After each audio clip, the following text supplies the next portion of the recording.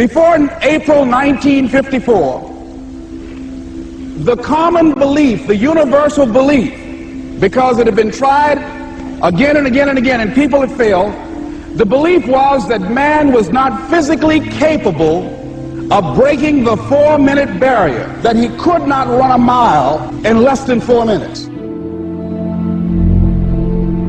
When something happens to them, they begin to believe that that's the way it is. That's the way it's always been, and they can't see the possibility of it being any different. 250 yards to go, and Bannister takes over. Watch his giant stride take him to the front as he races the last lung-bursting throw. Roger Bannister came along, and he broke the 4-minute barrier.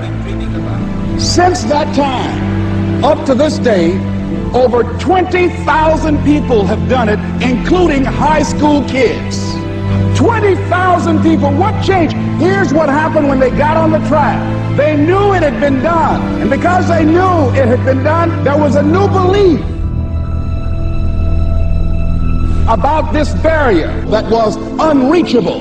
And those 20,000 people got in a race believing, knowing in their heart that someone had done it, that it's possible, that they could do it. If someone can make that dream become a reality, then you can make your dream become reality. Work on yourself. Work on your focus. You cannot stop. You gotta work. The problem with you is you see difficult as something negative. I want you to see difficult differently. Are you hearing me? I need you to push through that stuff. Push through it.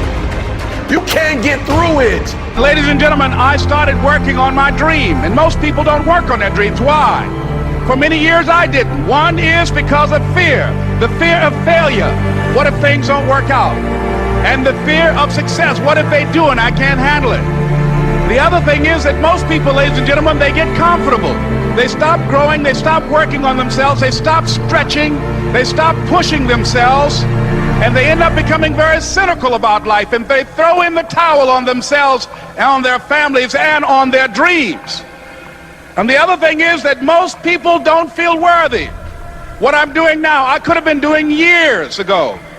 But because I did not have a college education, because I didn't believe in myself, because I allowed other people's opinion of me to control my destiny, I didn't act on my ideas. The thing is, I can't afford to pay the heat. I've had to farm out my kids. You know, to keep cutting shifts down at the docks, and you just don't get picked every day. I sold everything I got that anybody would buy. You know me well enough to know if I had anywhere else to go, I wouldn't be here. Just can't wrap our head around it because we think we're a good person. Why are bad things happening? Like, why can't this work? Why can't I just be really, really successful? Why can't this thing blow up? We don't see why it's happening the way that it's happening. I don't have the answer, I never claim that. I just have a heart with your name on it. I don't know the reason if it exists. But it's necessary that you work on yourself, that you develop yourself. It's necessary that you get the energy drainers out of your life, people who don't want anything, people who are not striving, people who are not challenging themselves, people who aren't growing, people who have stopped dreaming. It's necessary that you align yourself with people and attract people into your business who are hungry, people who are unstoppable and unreasonable, people who are refusing to leave life just as it is and who want more. My mother used to say, birds of a feather flock together. If you run around with losers, you will end up a loser. It's necessary that you get the losers out of your life if you want to live your dream. The next step is, that is you. That is you. That no one can do it for you but you.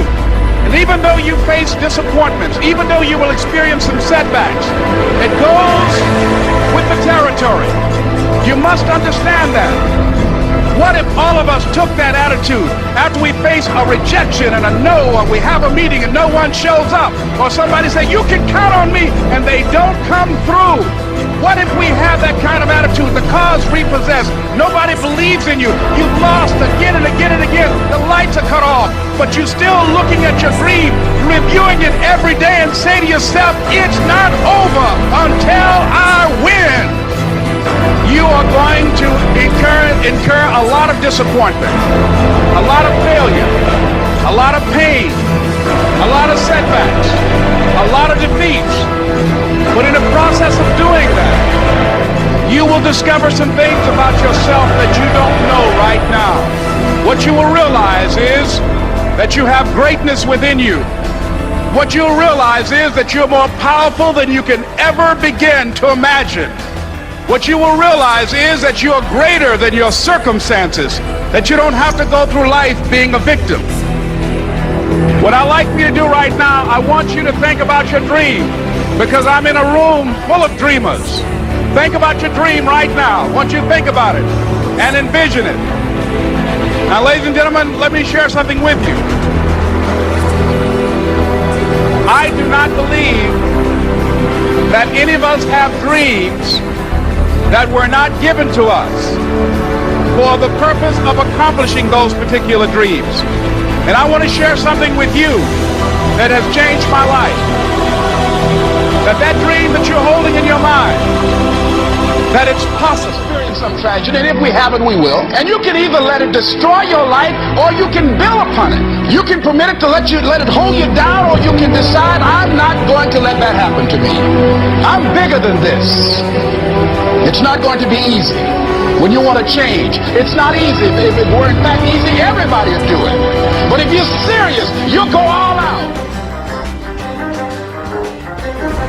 Everybody won't have the vision. No one can do it for you but you. You are the one. I've got to make it happen. It's not over until I win. You can live your dream.